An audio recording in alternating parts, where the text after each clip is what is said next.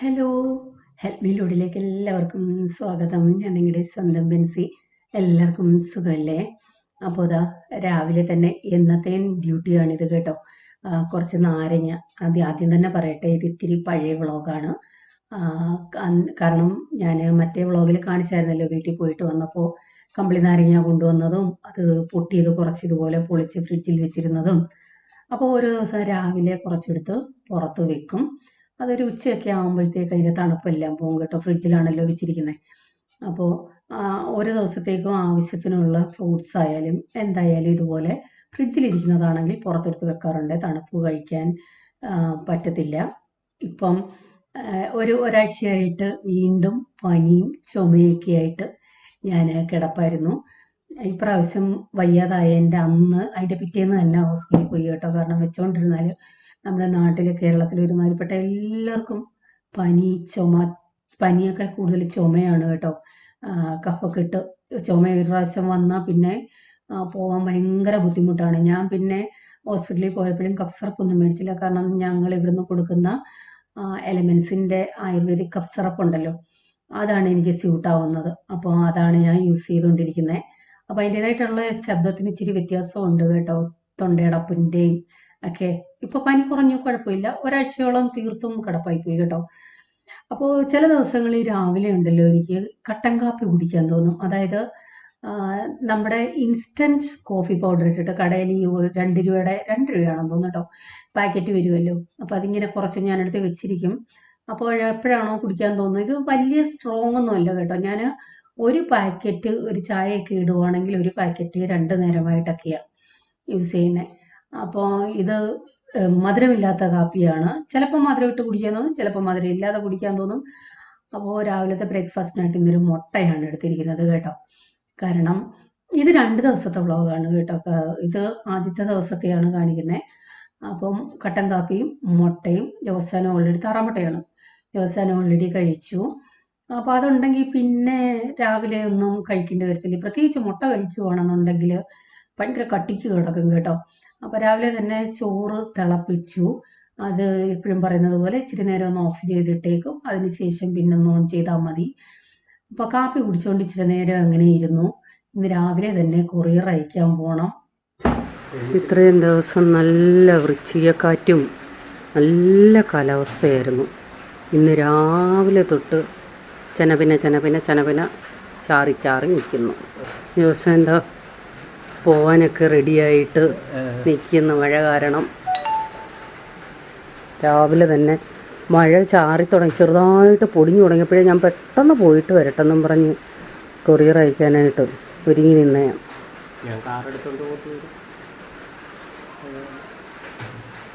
അത് നല്ലപോലെ പെയ്യുവാന്നേലും വേണ്ടില്ല, ചാറി ചാറി നിൽക്കുക. ആ, കണ്ടിട്ടങ്ങനെ തോന്നുന്നു. ചെണിയാണാ നിൽക്കുക.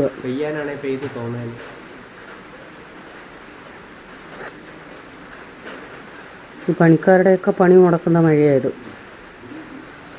എന്തേലുമൊക്കെ പറ, എന്തേലും പറ. ഞാനെന്തിനാ പിന്നെ കണ്ടേ.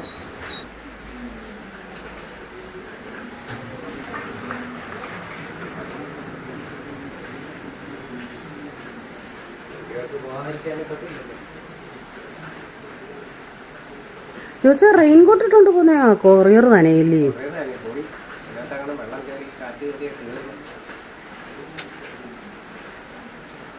ആ, ഞാനെങ്കിൽ എൻ്റെ ജോലി നോക്കി പോവാം. ഞാൻ എന്തിനാ ജോസാനെ നോക്കി ഇങ്ങനെ നിൽക്കുന്നത്? അപ്പോൾ ഒരിത്തിരി മഴ തോന്നുന്നപ്പോൾ ജോസാൻ കൊറിയർ അയക്കാനായിട്ട് പോയി. എനിക്ക് പേടിയാണ് കേട്ടോ ഈ 4 വീലറുമായിട്ടൊക്കെ വിടാനായിട്ട്. അത് മാറാൻ ഇച്ചിരി സമയം എടുക്കുമായിരിക്കും. കാരണം ഞങ്ങൾ രണ്ടുപേരും കൂടെ ഒരുമിച്ചുണ്ടെന്നുണ്ടെങ്കിലും വണ്ടി ഓടിക്കുന്നത് ജോസാനാണെങ്കിൽ ഞാൻ ഫ്രണ്ടിൽ ഇരിക്കുമ്പോൾ ഒരു പട്ടി വന്നു, അയ്യോ പട്ടി പട്ടി അല്ലേ പൂച്ച എന്നും പറഞ്ഞ് ജോസൻ പറയും, ഇതെന്നെയും കൂടെ പേടിപ്പിക്കുമല്ലോ ഇത് അവിടെ ഇരുന്നിട്ട്. സൈഡിൽ കൂടെ കാണാൻ വണ്ടി വന്നു, അയ്യോ ആ വണ്ടി വരുന്നേ, റോഡ് കാരെല്ലാം ക്രോസ് ചെയ്യാതെ റോഡ് ക്രോസ് ചെയ്യുന്ന നിർത്ത് പറഞ്ഞ്. പക്ഷെ ഞാൻ ഇതിന് മുമ്പ് മറ്റുള്ളവർ ഓടിക്കുമ്പോൾ അതിനകത്ത് ബിന്ദാസ് ഇരുന്നങ്ങ് പോകും കേട്ടോ. പക്ഷെ എന്തോ ജോസൻ വണ്ടി എടുക്കുമ്പോൾ എനിക്ക് ഭയങ്കര പേടിയാണ്. അതുകൊണ്ട് ജോസൻ കാർ എടുത്തിട്ട് പോകാമെന്ന് പറയുമ്പോഴും എനിക്ക് പേടിയാണ് കേട്ടോ. അത് ചിലർക്കെങ്കിലും കളിയാക്കുന്ന എന്താണ് കളിയാക്കാൻ കളിയാക്കും ഇങ്ങനെയൊക്കെ പേടിക്കേണ്ട ആവശ്യമുണ്ടോ എന്ന്. പക്ഷെ എന്തോ എനിക്ക് പേടിയാണ് വണ്ടി എടുത്തുകൊണ്ട് ഇങ്ങനെ കൊടുത്തു വിടും. ഞാൻ അന്നേരം പറയാം, നമ്മൾ രണ്ടുപേരും കൂടെ ആണെങ്കിൽ കുഴപ്പമില്ല, എന്തെങ്കിലും പറ്റിയാലും രണ്ടുപേർക്കും കൂടെ ഒരുമിച്ചായിരിക്കുമല്ലോ പറ്റുന്നതെന്ന്. അങ്ങനെ ജോസ് അത് കേൾക്കുമ്പം വഴക്ക് പറയും കേട്ടോ, എന്തൊക്കെയാണ് പറയുന്നതെന്ന്. അപ്പോൾ അതാ പറഞ്ഞു വന്ന് പയറ് അരിഞ്ഞായിരുന്നു, ഒടിയൻ പയറ്. അതിനകത്തേക്ക് സവോള, പിന്നെ വെളുത്തുള്ളി, മഞ്ഞൾപ്പൊടി, ജീരകം, പയറ് തോരന് ജീരകം, ചെറിയ ജീരകം, നല്ല ജീരകം ചേർക്കണം, അതൊരു രുചിയാണ്. പക്ഷെ ഞാൻ ഈ ജീരകം വറുത്ത് പൊടിച്ച് വെച്ചതുണ്ടായിരുന്നു, അതുകൊണ്ട് അതാണ് ചേർത്തേക്കുന്നത്. അപ്പോൾ ഇച്ചിരി ഉറയൊഴിക്കാനായിട്ട് കുറേ ദിവസമായിട്ട് മറന്നു പോകുന്ന ഒരു സംഭവമാണ് ഈ ഉറയൊഴിക്കൽ. അപ്പോൾ അതിന് വേണ്ടി പാല് കാച്ചി, പാല് ഉറയൊഴിക്കുമ്പോൾ ഒരിച്ചിരി വെള്ളം കൂടി ചേർത്ത് പാല് കാച്ചാൻ വെക്കണം. കാരണം തിളച്ച് കഴിഞ്ഞാൽ ഉടനെ ഓഫ് ചെയ്യരുത്, ആ വെള്ളം വറ്റി പാല് വേവണം, എങ്കിലേ നമുക്ക് നല്ല തൈര് കിട്ടത്തുള്ളൂ കേട്ടോ. അപ്പോൾ അതിന് ശേഷം ഉപ്പ് ചേർത്തു, തേങ്ങ എല്ലാം കൂടെ ചേർത്തിട്ട് നല്ലതുപോലെ, ഞാൻ കാന്താരിയാണ് ചേർത്തിരിക്കുന്നത്, കറിവേപ്പില എല്ലാം കൂടി ഇട്ടിട്ട് ഒന്ന് ഇളക്കി യോജിപ്പിക്കണം. അങ്ങ് ഞെരിടണ്ട കേട്ടോ, പയറ് തോരൻ ഇങ്ങനെ ഇളക്കുമ്പോൾ പ്രത്യേകം ശ്രദ്ധിക്കണം, ഞെരിടരുത്. ആ പയർ ഉടഞ്ഞു പോകും, പിന്നെ ഒരു രുചി കാണത്തില്ല. ജസ്റ്റ് ഒന്ന് മതി. സാധാരണ ഞാൻ മുളകും സവാളയും എല്ലാം കൂടെ ആദ്യം ഒന്ന് തേങ്ങയൊക്കെ എടുത്തിട്ട് ഞെരടിയ ശേഷമാണ് ചെയ്യുന്നത്, ഇന്നങ്ങനെ ചെയ്യാൻ വിട്ടുപോയി. അപ്പോൾ ഇത് സ്റ്റെയിൻലെസ്സിൻ്റെ പാത്രമാണ് കേട്ടോ, നല്ല പാത്രമാണ്. ഇതിനകത്ത് എണ്ണ ഒഴിച്ചില്ലെങ്കിലും കുഴപ്പമില്ല. പക്ഷേ പയറുതോരൻ എന്നൊക്കെ പറയുമ്പോൾ ഇത്തിരി എണ്ണ വേണം. പയറുതോരൻ, കൂമ്പ് തോരനൊക്കെ വെളിച്ചെണ്ണയുടെ ടേസ്റ്റ് എടുത്ത് നിൽക്കണം, എങ്കിലേ ഒരു രുചി കാണത്തുള്ളൂ. അതുകൊണ്ട് വെളിച്ചെണ്ണ ഒഴിച്ചിട്ട് കടുക് പൊട്ടിച്ചിട്ട് നമ്മൾ അരിഞ്ഞു വെച്ചിരിക്കുന്ന എല്ലാം മിക്സ് ചെയ്താണല്ലോ വെച്ചിരിക്കുന്നത്, ഉപ്പ് ഉൾപ്പെടെ നല്ലതുപോലെ ഒന്ന് ഇളക്കി യോജിപ്പിച്ച് അടച്ച് വെച്ച് വേവിക്കുക. ഇത്രയുള്ള പയറുതോരൻ പെട്ടെന്നാവുന്ന സംഭവമാണ് കേട്ടോ. ഇതൊക്കെ ഒന്ന് പച്ചക്കറി തോരനുകളെല്ലാം ഒന്ന് അരിഞ്ഞെടുക്കുന്ന പാടേ ഉള്ളൂ. അപ്പോൾ ഞാൻ ഇതിനകത്ത് ഒരു 2-3 ടേബിൾ സ്പൂൺ എന്ന് പറയാം ഇത്തിരി വെള്ളം ചേർത്തിട്ടുണ്ട്. കാരണം പയറിന് ഇത്തിരി വേവുണ്ടല്ലോ, അതുകൊണ്ട് ഒത്തിരി ഒഴിക്കരുത്. കൈ നനച്ചൊരു ഇത്തിരിയും ഒന്ന് തളിച്ച് കൊടുത്താൽ മതിയേ.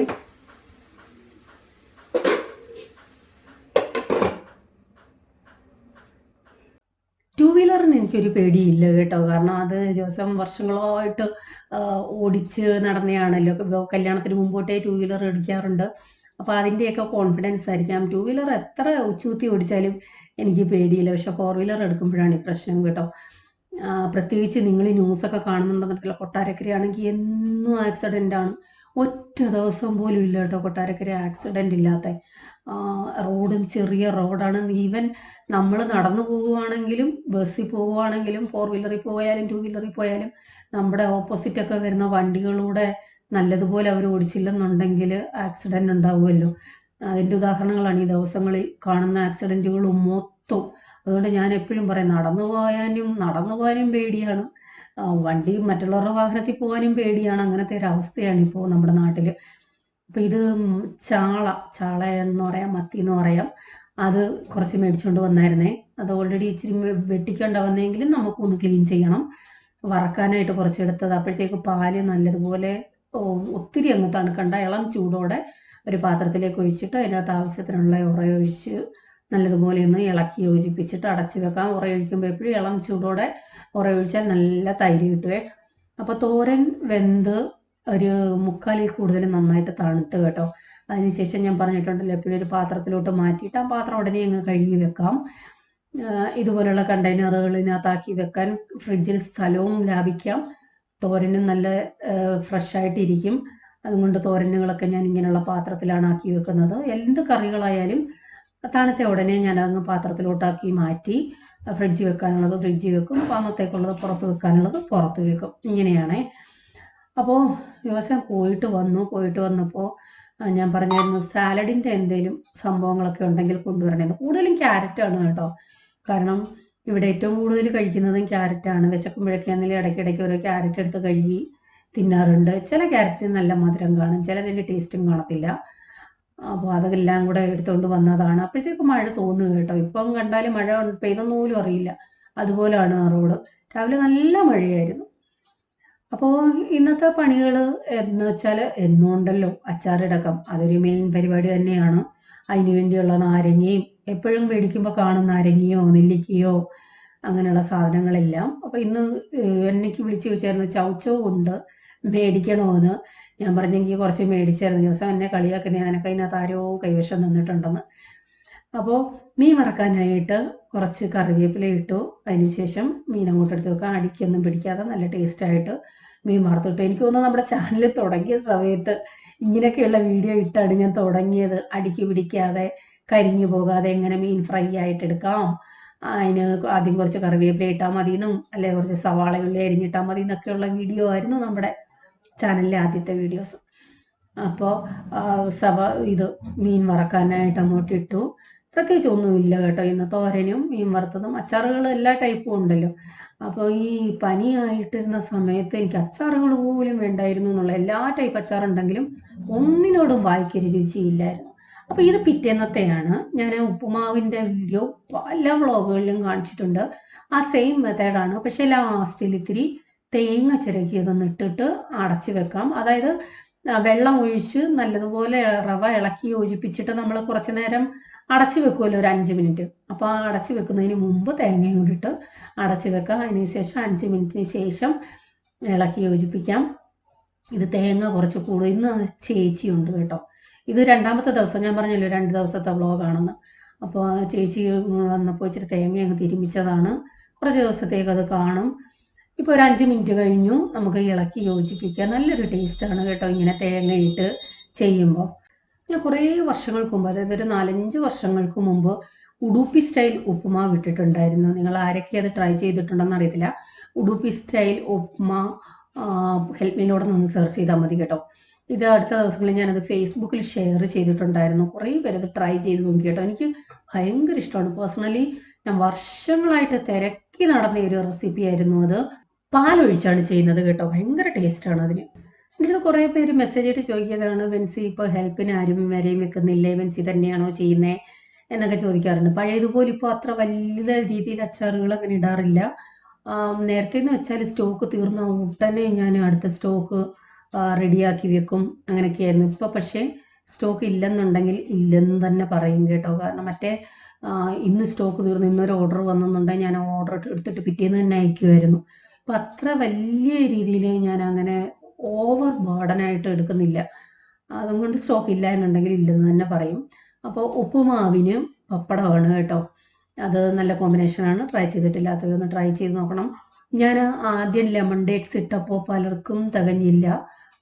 കുറേ പേര് പരാതി പറഞ്ഞായിരുന്നു, വെൻസി കുറച്ച് കൂടുതൽ ചെയ്യാൻ എന്താ എന്നൊക്കെ. അതുകൊണ്ട് ഇപ്രാവശ്യം ലെമൺ ഡേറ്റ്സ് ചെയ്തപ്പോൾ കുറച്ച് കൂടുതൽ ചെയ്തിട്ടുണ്ട്. നല്ല സൂപ്പർ സാധനമാണ് കേട്ടോ. നാരങ്ങയുടെ ടേസ്റ്റ് ഉണ്ടോ എന്ന് ചോദിച്ചാൽ ഉണ്ട്. ഈന്തപ്പഴത്തിൻ്റെ ടേസ്റ്റ് ഉണ്ടോ എന്ന് ചോദിച്ചാൽ ഉണ്ട്. മധുരം ഉണ്ടോ എന്ന് ചോദിച്ചാൽ ഉണ്ട്. ഓവറായിട്ട് വിനാഗിരിയോ ഉപ്പോ ഒന്നും ചേർക്കാത്ത ഇത് ഉപയോഗിച്ചവർ കുറേ പേര് എനിക്ക് മെസ്സേജ് ഇട്ടു. വർഷങ്ങൾക്ക് മുമ്പ് അവരുടെ അമ്മച്ചി ഇടുന്ന, വലിയമ്മച്ചി ഇടുന്ന അതേ ടേസ്റ്റാണ്, ഒരു വ്യത്യാസവും ഇല്ല, ഓവറായിട്ട് ഉപ്പും പുളിയും ഒന്നുമില്ല എന്ന്. അപ്പോൾ ലെമൺ ഡേറ്റ്സ് വേണ്ടവർക്ക് സ്റ്റോക്ക് ഉണ്ട് കേട്ടോ. അപ്പോൾ ഞാൻ പറഞ്ഞു വന്നത് ചേച്ചി വിളിക്കുന്ന കാര്യം. അത് ഇപ്പോൾ ഈ ഇഞ്ചി ചിരണ്ടാനും നാരങ്ങ അരിയാനും അങ്ങനെയൊക്കെയുള്ളതായിരുന്നല്ലോ കൂടുതലും. അപ്പോൾ സമയം കിട്ടുന്നതനുസരിച്ച് ഞാനിപ്പോൾ ഇഞ്ചി ചിരണ്ടി വെക്കും. അതുപോലെ നാരങ്ങ ആയാലും നെല്ലിക്ക ആയാലും ഞാൻ തന്നെ അരിഞ്ഞ് വെക്കാറുണ്ട് കേട്ടോ. അതുകൊണ്ട് അങ്ങനെയുള്ള പരിപാടികൾക്ക്, അതല്ല ഞാൻ അച്ചാറിടലിന് വിളിച്ചാലും അച്ചാറിടക്കം ഞാൻ തന്നെയാണല്ലോ. കാരണം അത് വേറെ ആർക്കും കൊടുക്കാൻ എനിക്ക് പറ്റില്ല, എനിക്ക് സാറ്റിസ്ഫാക്ഷൻ കിട്ടില്ല. പറഞ്ഞു കൊടുത്ത് ചെയ്യിപ്പിക്കാമെന്ന് വെച്ചാൽ പോലും ജോസാനെയും കൊണ്ട് പോലും പറഞ്ഞു കൊടുത്ത് ഞാൻ ചെയ്യിപ്പിക്കാറില്ല. അത് ഞാൻ തന്നെ ചെയ്യണം. അപ്പോൾ അത്യാവശ്യം അരിയൊക്കെ അങ്ങനെയൊക്കെ ഉള്ളതിനെ നമുക്ക് മറ്റുള്ളവരെ വിളിച്ചിട്ട് കാര്യമുള്ളൂ. ഇപ്പം അത്രയും ഞാൻ കൂടുതൽ ചെയ്യാത്തത് കൊണ്ട് തന്നെ കുറച്ചേ ചെയ്യുന്നത്. അതുകൊണ്ട് എനിക്ക് തന്നെ ചെയ്യാവുന്നതേ ഉള്ളൂ. പക്ഷേ തൂപ്പും തുടപ്പും ഒക്കെ ഉണ്ടെന്നുണ്ടെങ്കിൽ ഞാൻ വിളിക്കാറുണ്ട് കേട്ടോ. കാരണം അതിനോട് എനിക്ക് സമയം കിട്ടത്തില്ല. ഈ തൂപ്പെന്നൊക്കെ പറയുന്നത് നല്ല ഡീപ്പായിട്ട് തൂത്ത് തുടയ്ക്കണമെന്നുണ്ടെങ്കിൽ ഒരു ദിവസത്തെ പണിയാണ്. അത്രയും എനിക്ക് അതിന് മാത്രമായിട്ട് സ്പെൻഡ് ചെയ്യാൻ സമയമില്ലാത്തത് കൊണ്ട് അങ്ങനെയുള്ള ദിവസങ്ങളിൽ ഓരോ മാസത്തിലൊരു 2 ദിവസമോ 3 പ്രാവശ്യമോ ഒക്കെ ആയിട്ട് അങ്ങനെ വിളിക്കാറുണ്ട്. പക്ഷെ ഞാനിപ്പോൾ അങ്ങനെ വീഡിയോ എടുക്കാറില്ല. കാരണം അത് എന്നും അത് തന്നെ കാണിക്കേണ്ട ആവശ്യമില്ലല്ലോ. അതുകൊണ്ട് കാരണം പ്രത്യേകിച്ച് ഈ ജനലും കതവും ഒക്കെ അങ്ങനെ ഫർണിച്ചറുകളും ഒക്കെ തൂത്ത് തുടച്ച് സ്റ്റെയറെല്ലാം തൂത്ത് തുടയ്ക്കണമെന്നുണ്ടെങ്കിൽ എന്നെ കൊണ്ട് പറ്റില്ല കേട്ടോ. കാരണം അതിന് മാത്രമായിട്ട് സമയം മാറ്റി വെക്കുവാണെങ്കിൽ ഓക്കെ. ഞാനെന്ന് പറയുന്നത് ഒരു സമയം തന്നെ പല കാര്യങ്ങളല്ലേ ചെയ്യുന്നത്. ഇച്ചിരി ചെയ്തേച്ച് അടുത്ത പണിക്ക് പോകും. അപ്പം അതിനു വേണ്ടി ഞാനിപ്പോൾ അങ്ങനെ ആളെ ചേച്ചിയെ വിളിക്കാറുണ്ട്. അല്ലാതില്ല കേട്ടോ. അപ്പോൾ തോരൻ വെക്കാനായിട്ട് ബീട്രൂട്ട് തോരനാണ്. ചോപ്പറുള്ളിടത്തോളം കാലം നമുക്ക് പണി ഈസിയാണ്. എല്ലാവരുടെയും വീട്ടിലുണ്ടായിരിക്കേണ്ട ഒരു സംഭവമാണ് ഈ ചോപ്പർ. പക്ഷെ കൈക്ക് ആരോഗ്യമുള്ളവരാണെങ്കിൽ മാത്രമേ മേടിക്കാവൂ, അല്ലെന്നുണ്ടെങ്കിൽ മേടിക്കില്ല കേട്ടോ. അല്ലെങ്കിൽ കൈവേദന, ഷോൾഡർ പെയിനൊക്കെ ഉണ്ടാവും. അപ്പോൾ ആവശ്യത്തിനുള്ളത് ചോപ്പ് ചെയ്തെടുത്ത്, ഈ ബീട്രൂട്ട് എന്ന് പറയുന്നത് ഭയങ്കര വെള്ളത്തിൻ്റെ കണ്ടൻറ്റും കൂടുതലായിരുന്നു. അത് തോരൻ വെക്കാൻ അത്ര ടേസ്റ്റ് ഇല്ല കേട്ടോ. അപ്പോൾ രാവിലെ ജോസൻ പുറത്ത് പോയായിരുന്നു. ജോസൻ എന്നും പുറത്ത് പോയേ പറ്റത്തുള്ളൂ. കൊറിയർ അയക്കാനായാലും കടയിൽ എന്തെങ്കിലും സാധനം തീർന്നാലായാലും എന്തെങ്കിലും മേടിക്കണമെങ്കിലും എനിക്ക് ഒരു ദിവസം പോലും ഇല്ല പുറത്ത് പോവാത്തത്. അങ്ങനെയാണ് ജോസൻ്റെ ഒരു ഡ്യൂട്ടി എന്ന് പറയുന്നത്. അപ്പം തുടയ്ക്കാൻ ആവശ്യമായ ലിക്വിഡൊക്കെയാണ് അവിടെ എടുത്ത് വെച്ചിരിക്കുന്നത് കേട്ടോ. ചേച്ചിക്ക് എല്ലാം അറിയാം, എല്ലാം എവിടെ ഇരിക്കുന്നതെന്ന്. അപ്പോൾ ആവശ്യത്തിനുള്ളത് വരുന്ന ദിവസം തുറന്നങ്ങ് എടുത്തോളും. ഇത് മാസത്തിൽ 1-2 പ്രാവശ്യമെങ്കിലും ഇങ്ങനെ ചെയ്തില്ലെന്നുണ്ടെങ്കിൽ ഭയങ്കര പൊടിയായിരിക്കുമെന്നേ. ഗ്ലാസ്സൊക്കെ ആണെങ്കിലും. ഇപ്പം മീൻ കറി വെക്കാനായിട്ട് ഇത് മീനച്ചാറിന് വേണ്ടി മേടിച്ചതിൻ്റെ തലയും അങ്ങനെയുള്ള കാര്യങ്ങളൊക്കെയാണ്. ജസ്റ്റ് അതിൻ്റെ തൊലിയൊക്കെ ഉണ്ടെങ്കിൽ അതൊക്കെ ഒന്ന് കളഞ്ഞാണ് ഞാൻ ഫ്രിഡ്ജിൽ വെക്കുന്നത്. എന്തെങ്കിലും ക്ലീൻ ചെയ്യാനുണ്ട്, അതുകൂടെ ക്ലീൻ ചെയ്തിട്ട് ഇതുപോലെ വെള്ളം വാലാനായിട്ട് കണ്ണോപ്പയിലിട്ട് വെച്ചിട്ടുണ്ട്. ഈ സമയം കൊണ്ട് അരി വാർത്തു. ഇത് സാധാ തുണി ഇടുന്ന ക്ലിപ്പ് തന്നെയാണ്. മറ്റേ സ്റ്റീലിൻ്റെ ക്ലിപ്പ് വേണമെങ്കിൽ യൂസ് ചെയ്യാം.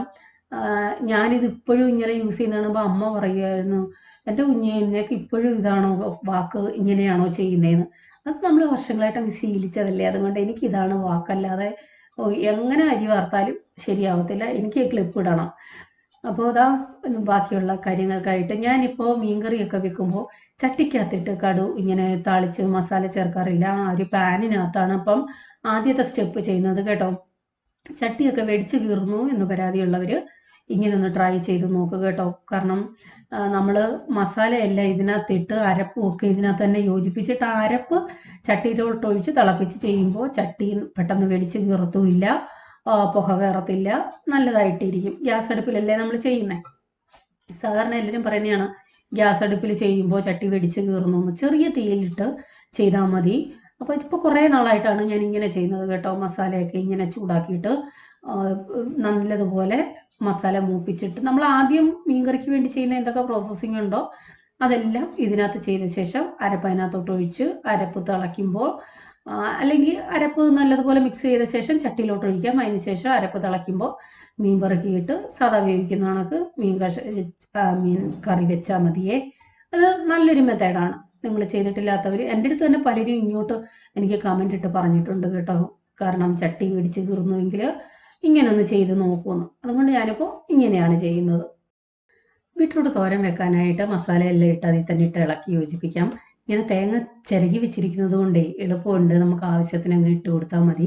അതിനകത്തേക്ക് തേങ്ങയിട്ടു, ആവശ്യത്തിന് കറിവേപ്പില, പിന്നെ ഉപ്പ്, കുരുമുളക് പൊടി. ബീട്രൂട്ട് മെഴുക്ക് പുരട്ടിയോ തോരനോ ഒക്കെ വെക്കുമ്പോൾ ഇത്തിരി കുരുമുളക് പൊടി ഇതുവരെ ഇട്ടിട്ടില്ലാത്തവർ ഇങ്ങനെ ഒന്ന് ചെയ്ത് നോക്കണേ. ഒരു പ്രത്യേക ടേസ്റ്റാണ്. ഒത്തിരി ഇടണ്ട, ഒരു ഇച്ചിരി മതി. അതിനുശേഷം വെളുത്തുള്ളി അത്യാവശ്യം നല്ലതുപോലെ ഞാൻ ചേർക്കാറുണ്ട് കേട്ടോ. ഉപ്പ്, ഇതെല്ലാം കൂടി, മഞ്ഞൾപ്പൊടി എല്ലാം കൂടി ഇട്ട് നല്ലതുപോലെ ഇളക്കി യോജിപ്പിച്ച് ഒന്ന് തിരുമ്മി വെക്കാം.